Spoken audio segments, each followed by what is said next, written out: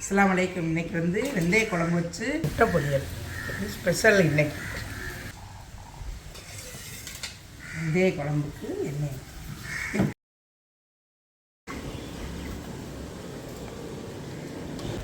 வெந்தயம் எண்ணெய் முட்டை,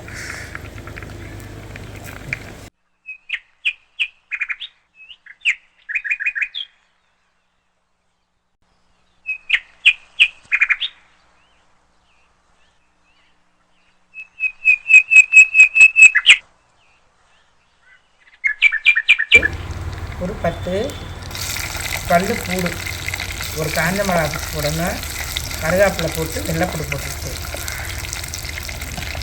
சின்ன வெங்காயம் நறுக்கி வச்சு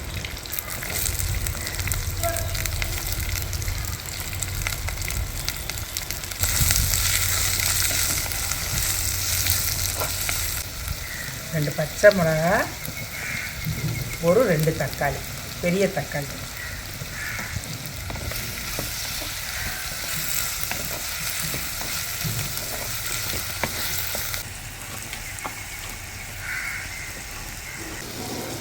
உப்பு, ஏம்மா நல்லா இருக்குதுல்ல,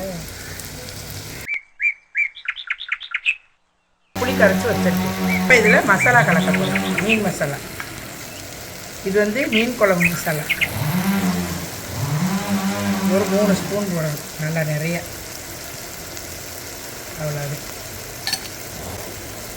போட்டுட்டு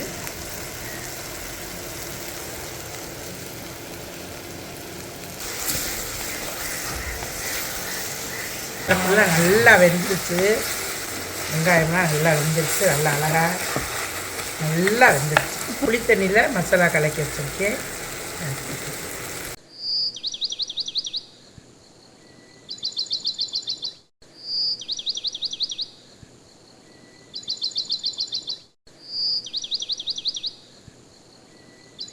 தேங்காய் அரைச்சி வச்சுருக்கேன், அது கொஞ்சம் கலக்கு குழம்பு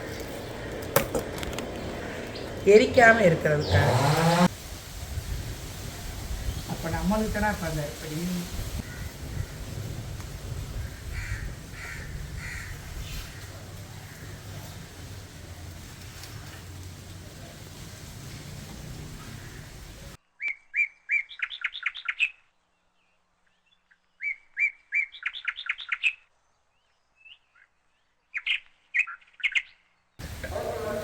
வெந்தய குழம்புக்கு முட்டை பொரியல் ஸ்பெஷல். இன்னைக்கு எப்போ பார்த்தாலும் முட்டையை பொரிச்சு கொடு, முட்டையை பொரிச்சு எண்ணெயை ஊற்றுறது, முட்டையை பொரிக்கிறது, கொடுத்துட்றது.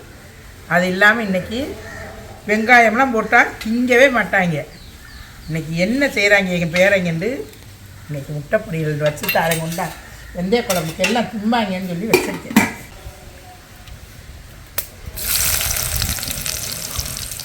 மல்லி இலை, வெங்காயம் பொடியாக நறுக்குன்னா சின்ன வெங்காயம், கொஞ்சோண்டு மல்லி இலை, ஒரே ஒரு சின்ன பச்சை மிளகா போட்டுருக்கு,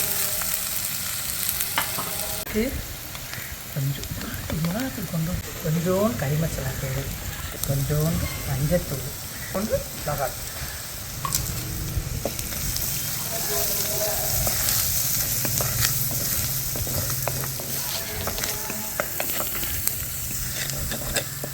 உப்பு போடுங்க. கல் உப்புன்றனால போட்டேன். எப்போ போட்டீங்க? நீ தயார் உடிச்சு முட்டை உடைச்சி ஊற்ற தெரியாது, முட்டையை உடைச்சி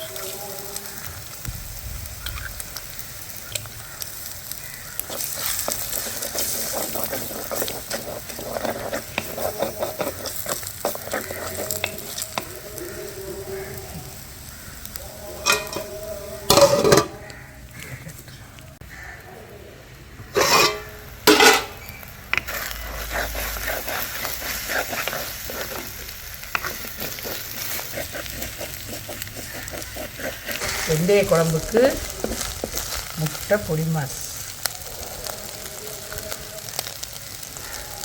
ஊற்றுறது, தோசைக்கல்ல எடுத்து திண்டுடுறது, வெங்காயம் போட்டு பொரிச்சு தரேன்னா மானான்னு சொல்லிடுறது. இன்றைக்கி அவங்களுக்காக இன்றைக்கி இந்த ரெசிபியை பண்ணி இந்த மாதிரி வெந்தய குழம்பு வச்சு முட்டை பொடி மாஸ் வச்சு சாப்பிட்டு பாருங்கள், சூப்பராக இருக்கும். இன்ஷா அல்லாஹ் அடுத்த வீடியோவில் சந்திப்போம். அஸ்ஸலாமு அலைக்கும்.